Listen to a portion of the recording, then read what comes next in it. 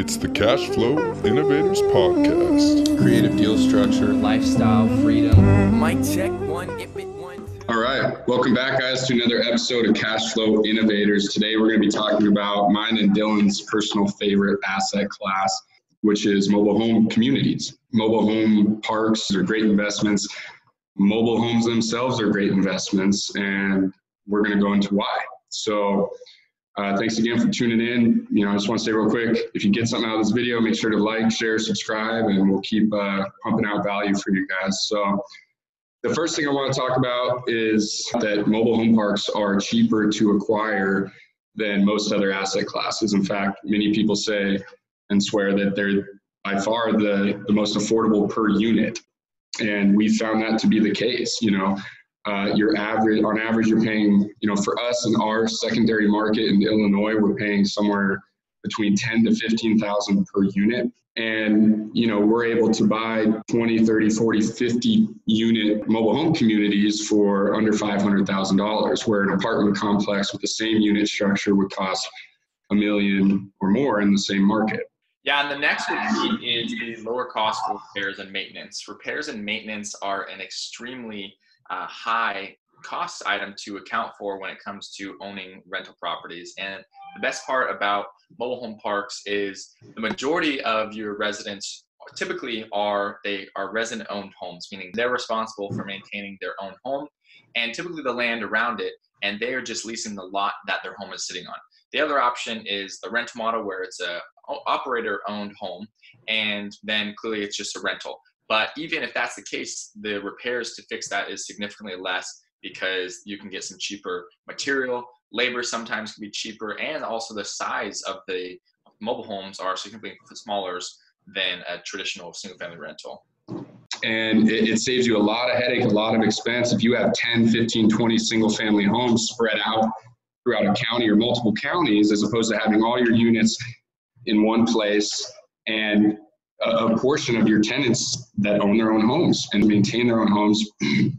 However, we found that a hybrid of resident-owned homes and rental units makes for the best cash flow. You're mitigating your risk with the resident-owned homes, you're decreasing liability, but of course, you're collecting half, if not less, of the rents and revenue that you would if you were renting out the homes.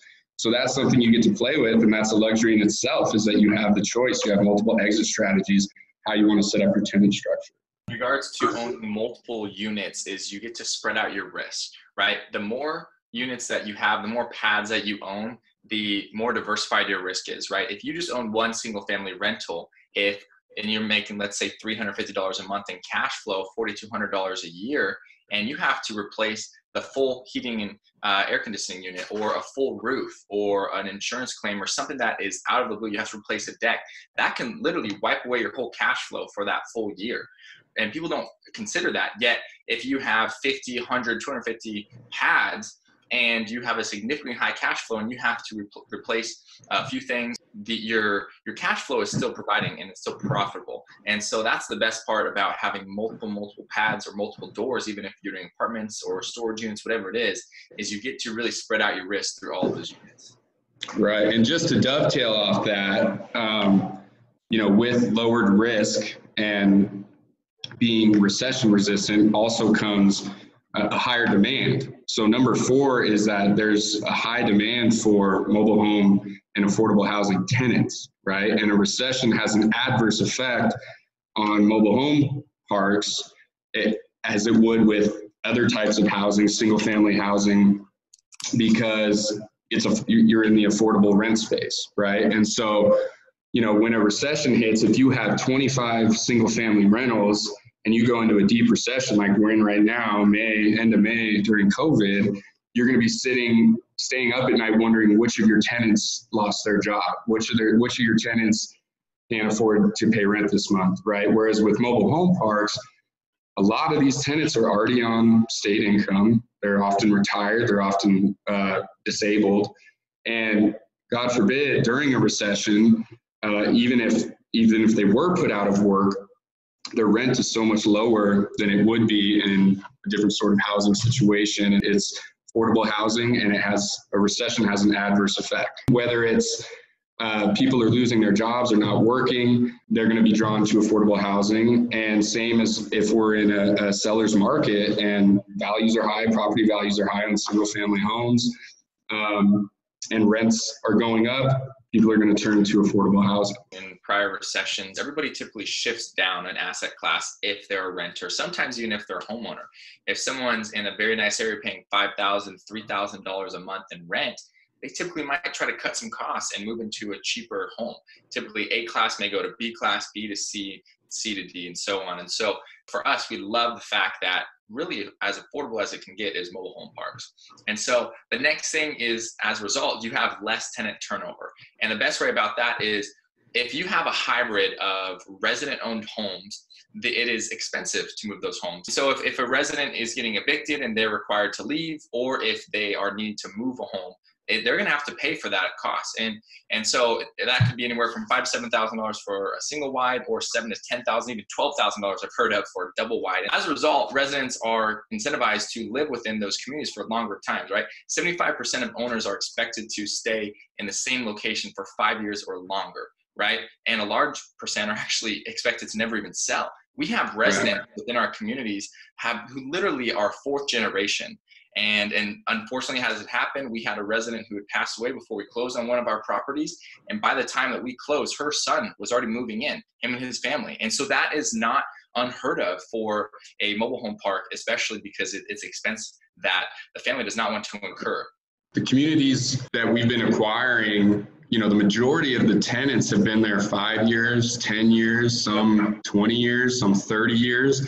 And I just don't know that you're going to see that all the time. My experience is limited with apartments and stuff like that, but in other large multifamily, looking at these rent rolls of 10, 15, 20 years, to us, that's a huge incentive to move on that property. The next item here, number 6, is mom and pop owners. A lot of these mobile home communities, especially in rural areas and secondary markets, you get a lot of motivated sellers, a lot of sellers that you're able to work out creative deal structures with, be it owner finance. With these mobile home communities, they often tend to be, as far as asset classes go, they're often, especially in the secondary markets and rural areas, underutilized, undermanaged. And so with that provides a lot of potential for value add, right? Whereas, to look for an apartment complex or a single family home that needs a lot of value add, you might put the same amount of money into a single family home to increase the rent of that one home, whereas you put that same amount into 10 manufactured homes and increase the rent on 10 homes, right? Or just pave the main road. So you can do communal areas that increase the value of all your units, communal renovations and updating that increase the property value of the asset, increase rents. So if you're looking for active investments with lots of upside, lots of value add, there's a lot of mobile home communities hiding under rocks with plenty of work for you to do and tons of equity waiting for you to capture. We're constantly marketing for and speaking to sellers on a daily basis. And I was speaking with 2 sellers here this morning to where one of their full operation of over 400 plus pads, they have been running that for over 45 years, that was. And another investor I'd spoken to, he has had his operation for 40 years, it was. And so these are projects that have been ran for a long time. Sometimes the kids do not want to take these on. So as a result, they're going to need to liquidate and sell their portfolio at some point in time. And one thing that we've noticed is number 7 is there's typically less competition for mobile home parks. And the reason being is investors are typically looking more for apartments or single family residents. If they're looking for apartments, sometimes they're larger hedge funds, and they're going to look and buy these massive complexes for very, very low returns, maybe a 4, 5, 8 cap. So we talked about the benefits of mobile home park investing. Let's talk about, I guess, some of the downsides as well. There's pros and cons to everything. When it comes to buying a property that someone's been there for 40 years, especially a mobile home community, they have some territorial issues that you have to cross. So when they've been there 40 years and now these 20-year-old investors come in and say, here's your new lease, here's your new rent price, it's almost like this pride thing where, no, I've been here longer, this is my space, my land. Even though they're sitting on the land that you own, you are going to butt heads with residents. And if someone's living in an apartment complex, they expect there to be management on site. They expect to be, checked in on, inspected. When you're moving in a mobile home park, you kind of expect to have your own space. And the last thing is, if you're going into mobile home investing, which hopefully you are, then to know this going in is that they're a little more difficult to purchase, right? If you're trying to do long-term debt out the gate, if you're trying to do institutionalized debt out the gate, get a commercial loan, we found it's a little more difficult. You really have to vet your lenders out, make sure they're familiar with the mobile home space, how to value mobile home communities. And, that's something we specialize in the value add asset classes. So most of the time, our business plan calls for us buying these mobile home communities for cash and then refinancing down the road. But that's what a lot of these lenders want to see on these mobile home communities before they'll lend on them, is how you're operating it, how the management structure works, see some rent rolls coming in, some increase in revenue. And so, be prepared, just like distressed single family investing, to be, pulling together some private money ideally.